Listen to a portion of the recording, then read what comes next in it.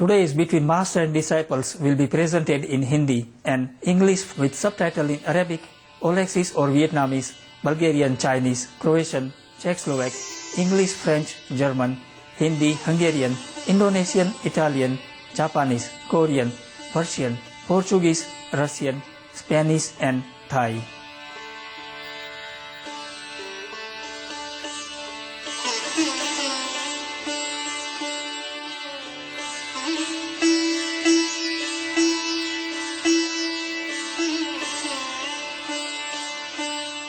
बुद्ध अथवा गौतम बुद्ध, जिन्हें शाक्य मुनि बुद्धा भी कहा जाता है, प्राचीन भारत के एक महान आध्यात्मिक गुरु थे। 5वीं सदी में राजकुमार के रूप में जन्मे गौतम बुद्ध चाइल्ड है, उन्हें साम्राज्य की असीम संपत्ति प्राप्त हुई। तथापि राजकुमार ने एक दिन आध्यात्मिक ज्ञान के लिए महलों की जिंदगी छोड़ दी। उनके वर्षों के तपस के उपरांत बुद्ध को बोधि वृक्ष के नीचे आत्मज्ञान प्राप्त हुआ। उन्होंने अपने अनुभव के सद्गुणों को अन्य लोगों के जन्म और मरण के चक्र से निकलने के लिए प्रदान किया। बुद्ध के सघन आध्यात्मिक ज्ञान के सर्वश्रेष्ठ सत्य का आज भी आदर सहित अध्ययन किया जाता है, उनके पंडितीय और सहानुभूति ज्ञान के कारण।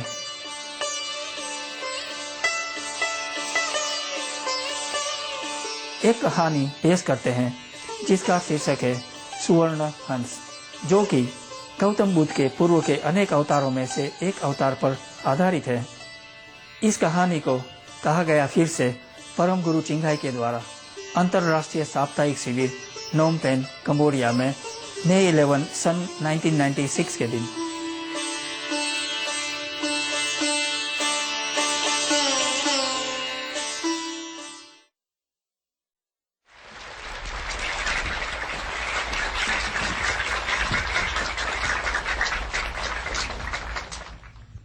If you have achieved a less ego state, that is the best achievement. More loving kindness, more quick reaction to the request of other people and to the request of the master, then you should think you have progressed. If we as the practitioners contact with God every day and don't use a higher noble power for a better ideal, for a nobler goal in life, then it's a shame. You want to hear some Buddha story? Huh? The Buddha, at least he have many thousand lifetimes, that being different beings and have a lot of fun. Okay, let's see. One time, perhaps the Buddha has been a goose. But any time it concerns the Buddha, previous life, doesn't matter if he's an animal or what, he's still a very, very special animal, like a golden lion, golden deer, golden goose, golden turtles even. Okay, this story is called the golden goose because he always has been a golden something. So it must be one again. Long time ago, there was a king named Pahuputtakapakaraka. This name actually means the father of many sons. And his queen, Khema, both of them rule in Banaras. Banaras is one of the holy city in India. It's called Deer Park, huh? Banaras means Deer Park, right? This is where the Buddha preached the first sermon about the four suffering and the four noble ways to liberate yourself from suffering. I have been there. There's not much left from the Deer Park where the Buddha has preached. But there are many holy people who surround the city or live in the city and who has been very famous. One of the great women so-called master in India who live in Benares, her name is Anandamayi. Have you heard of her? Yes? That means the blissful mothers. She has gone. One day, the queen, Khema, dreamt of a golden goose who spoke with the wisdom of a sage. She told the king that she greatly desired to see and hear such a wonderful bird. The king consequently made enquiries and was told that there were such birds as golden geese, but that they were rare and not easily found. Do we have some golden goose? Geese? No. I think recently they have found something in a very far away beach somewhere. I forgot where it is. Then the geese there who lays eggs, which have the trace of some gold in it. Perhaps this is a tale of the golden, the geese or the ducks who lay golden eggs in the old time. Very, very, very few particle of gold in it. So that perhaps these exist before. And then after many generations, the gold become less and less, it's all inflation like this. So they're just left a little bit remnant of the olden time when the goose will lay golden egg. So now the people who informed the king in his kingdom that very difficult to find these kind of geese, but nevertheless they exist. And then many of his attendants were sent out to look for the geese, which are supposed to be somewhere near a lake, very far away somewhere. And they also employ the hunters to try to look for them and bring them back to Benares. They advised him to construct, and then many people also advised him, the king, to construct a lake near the city, so that maybe the geese will be attracted and fly to live near there. At that time, there were many geese who lived on Mount Chitrakuta, perhaps in India, Chitrakuta, perhaps somewhere in Mount Kailas or something like that. They number 90,000 in all. And their king, there was a king called Dattaratata.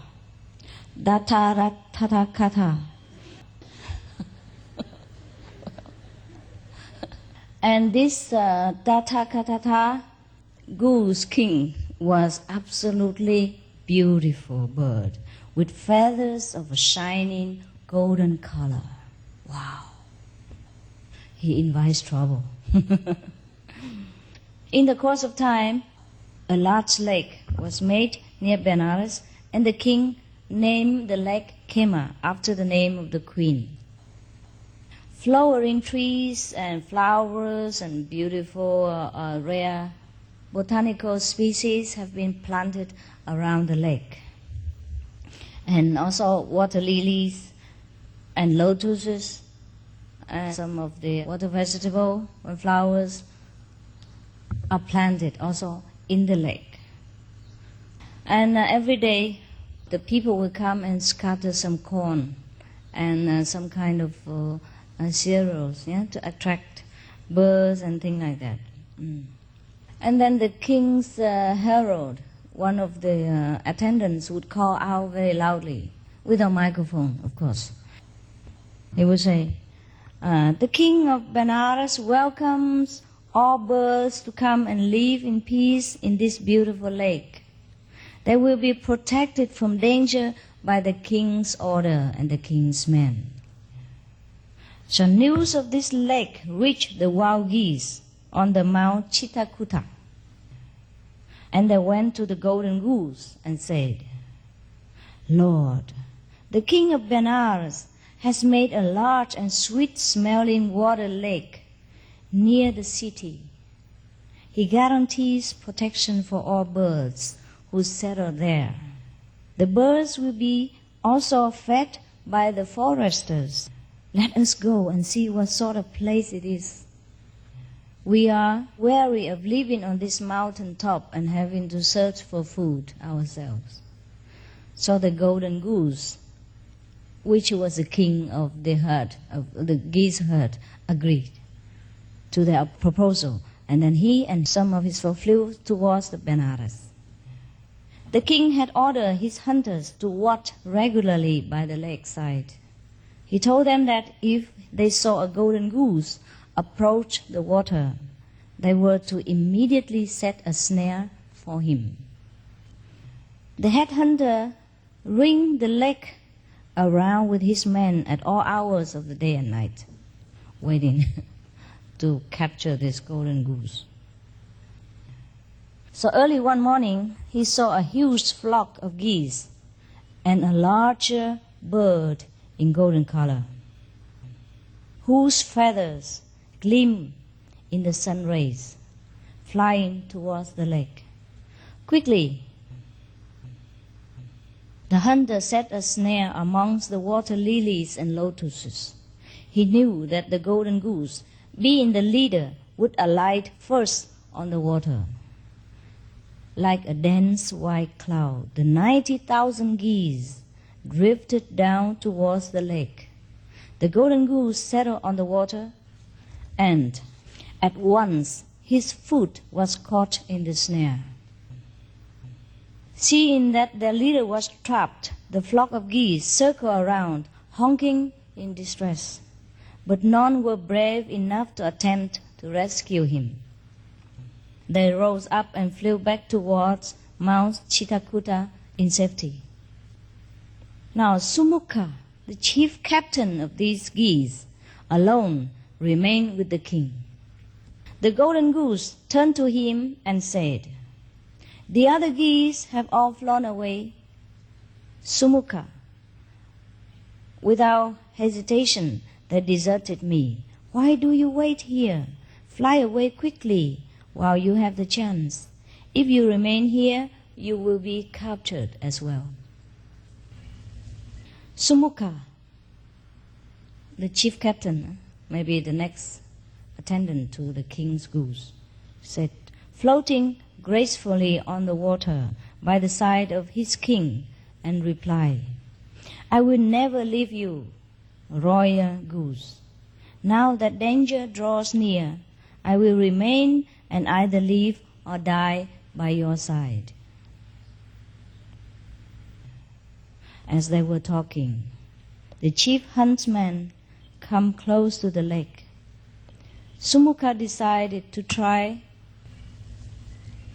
and soften the huntsman's heart and flew up to him, begging him to let the golden goose go free. The huntsman was struck by the regal beauty of golden bird and asked him, "Your comrades have all fled, O noble goose. Did you not see the snare from afar?" So the golden goose answered him, "When life is coming to an end and death draws near, it is of no use to struggle against fate.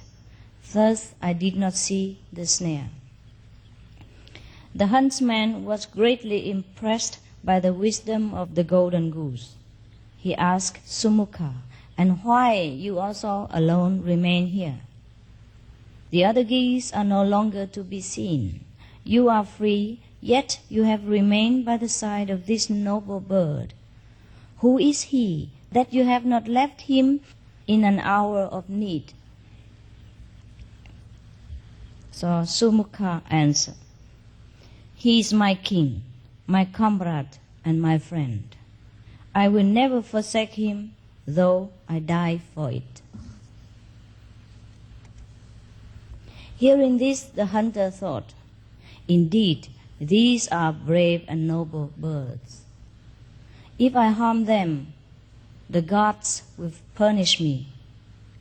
What do I care for the king's reward? I will set them free." He said to Sumukha, "Since you are prepared to die for friendship's sake, I will set your king and comrade free. Then fly where you both will." Tenderly he loosed the golden goose's foot from the snare and washed the blood away in the clear, pure water of the lake.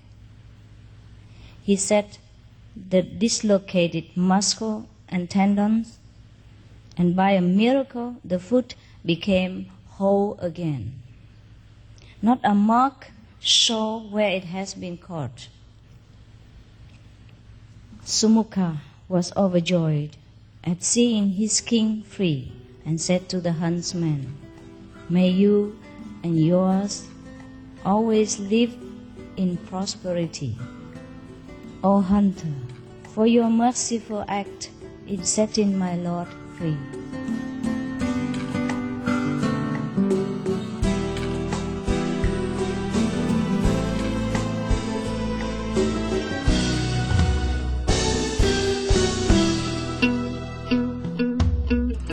कृपया कल दोबारा साथ देना। सुवर्ण हंस के भाग 2 को परम गुरु चिंघाई के शब्दों में सुनने के लिए यहाँ गुरु और शिष्यों का वार्तालाप कार्यक्रम में। पशु जगत हमारे सहनिवासी आगे आ रहा है ध्यान योग्य समाचारों के बाद। कृपया लगे रहे सुप्रीम मास्टर टेलीविजन पर। उम्दा सपने सारे पूरे हों आपके। Please join us again tomorrow for part 2 of The Golden Goose as told by Supreme Master Chinghai here on Between Master and Disciples. Animal World, our co-inhabitants, is up next after noteworthy news. So please stay tuned to Supreme Master Television. May all your noble dreams come true.